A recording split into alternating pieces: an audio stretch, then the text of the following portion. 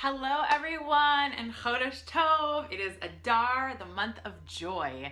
Sometimes we have two Adars and sometimes we only have one. This year in 5777 we only have one Adar. I want to bring in anything that increases our joy.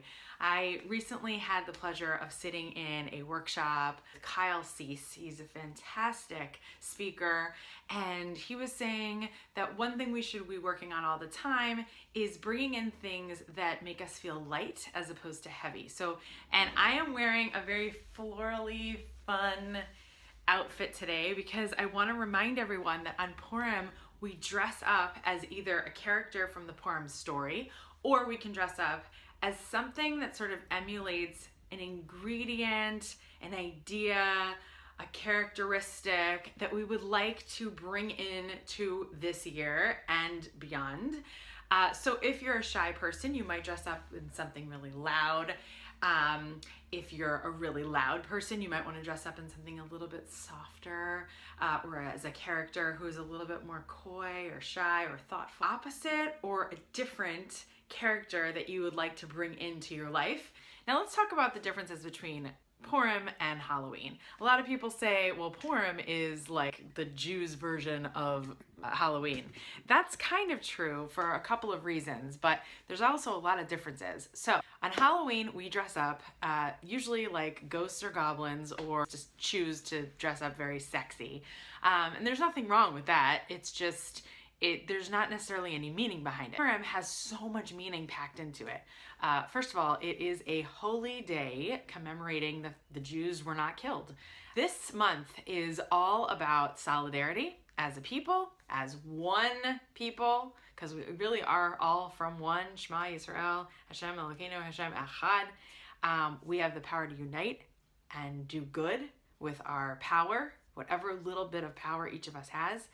And we have the power to bring in the light and also light of heart, levity.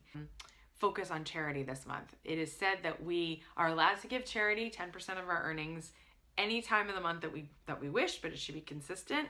But when it comes to Purim, if anybody asks us for tzedakah and for charity on that day, we're obligated to give to that person. You have to give at least $1 or something. Halloween used to be called the Day of the Dead. People would use it as an excuse to do hate crimes, sometimes against Jews, sometimes against other minorities. People sometimes take eggs and throw it at other people's houses and toilet paper them. It's not really holy. It's not a holy day. It's just a holiday where people try to have fun, and sometimes the fun gets a little bit out of hand. I've noticed more and more that instead of having fun, sweet jack-o'-lanterns outside people's homes, there's more and more like terrifying type things in front of people's homes, especially here in LA. There's set designers and art directors, and it's wonderful. It's very intricate and interesting, but it's just promoting like kind of darkness.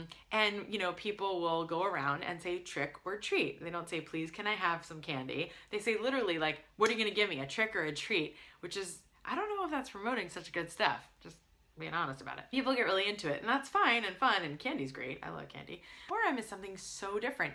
We're commemorating someone who was against Judaism, against Judeo-Christian values, against people being able to have the freedom to just pray to one God, was killed. Similar to Hanukkah in that way, because we had, Syrian Greeks trying to kill Jews because they didn't care about freedom of religion anymore. We leave gift baskets for people that we care about. You can leave a gift basket for someone that you're actually having a difficult situation with, purify or strengthen your connection with them.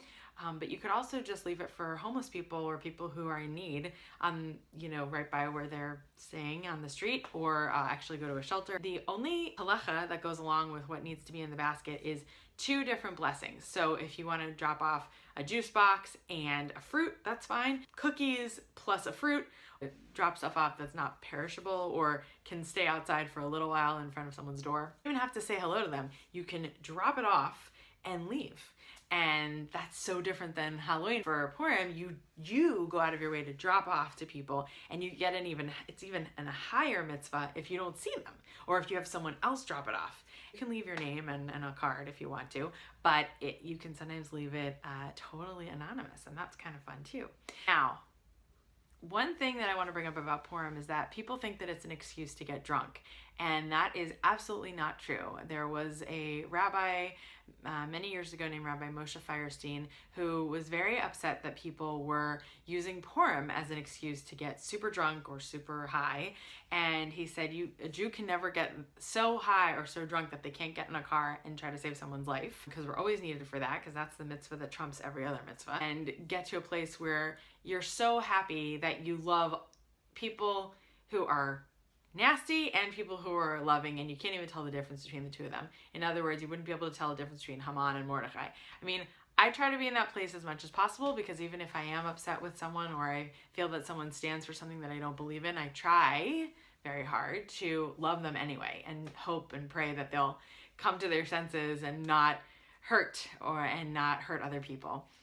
So this is a month for joy, a month of giving charity, and a month of going towards the thing that brings you happiness and connecting to things that you bring into your life, characteristics that you wish to bring out of yourself. And also remembering that if you feel like your fate is going down the toilet and things are not looking good, remember that with prayer, with giving charity, and with uniting with others who want good in the world, God can turn things around on a dime very quickly. So enjoy. Chodesh Tov.